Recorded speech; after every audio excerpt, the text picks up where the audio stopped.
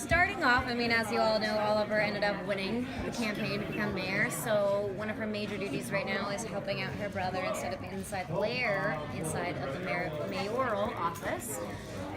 So she's kind of spearheading, not necessarily his campaign anymore, but all of his policies and everything for him right now.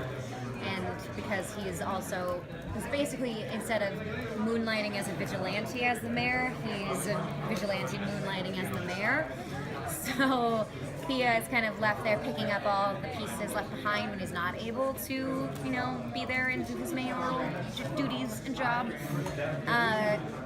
Because, as you guys saw at the end of the season, she kind of decided to hang up the suit a little bit and kind of take some time off to figure out what she is on her own.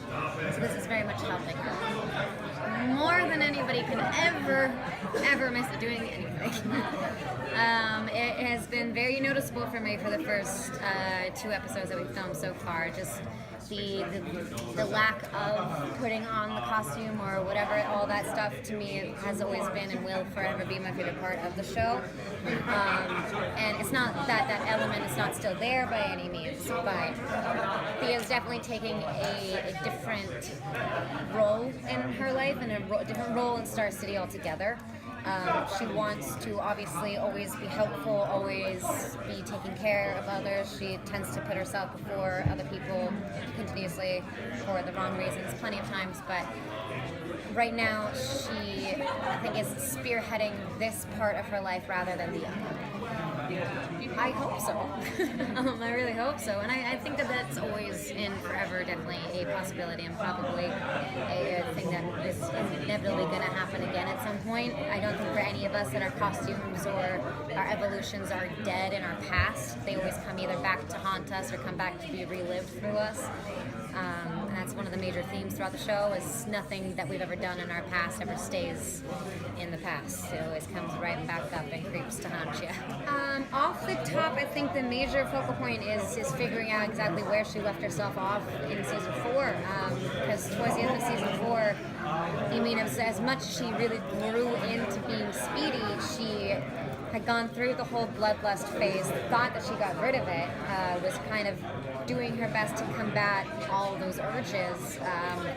And then the whole no-kill part of being on Team Arrow was a very helpful thing about that because it wasn't allowed to go push above the line or above the limits was always combated by Oliver, by the other team members. They would always hold her back. And then when things got so hectic and so crazy towards the end of season 4, everyone just kind of lashed out. There was no holding back anymore because we needed to stop the big bad. And he was having all those magical powers. We had to go above and beyond our own human abilities, and the bloodlust helped in that scenario. But after her holding a knife to a little girl's throat, I think she was just like, that's where I crossed the line, a little too far again. And she doesn't have the bloodlust to lean back on as an excuse for that anymore because she's, in her mind, combated that already. So that in turn comes down to like a whole internal thing that she obviously has been going through and not been paying attention to or fixing by any means.